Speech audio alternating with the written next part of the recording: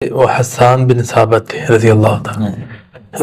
یہ ایسے شاعر تھے کہ اللہ کے نبی صلی اللہ علیہ وسلم اس کو ممبر پہ بٹھا کے اور اس کی شاعری سنا کرتے تھے اور فرماتے تھے اللہ اس کی روح قدس کے ساتھ مدد فرما. حسان بن ثابت کی مطلب جبرائیل کے ساتھ کی مدد. تو نبی صلی اللہ علیہ وسلم کے زمانے کے اندر اور صحابہ کرام بیٹھے ہیں, کسی صحابی کے پاس نہ ڈول تھا کہ وہ بجا رہا ہو, نہ ہی کسی کے پاس سرنگی تھی, نہ چمٹا تھا, نہ ہی کوئی ایسے آلات موسیقی تھے جو کسی صحابی کے ہاتھ میں پکڑے ہو. اس کے بنا یہ سارا کچھ پڑھا جاتا, اور جب اس کے بنا پڑھا جاتا تھا سارے صحابہ سنتے تھے. وہ جب ساتھ میں یہ کہہ دیا جائے کہ یا اللہ اس کی مدد روح قدس کے ساتھ فرما, ساری کائنات سنے گی.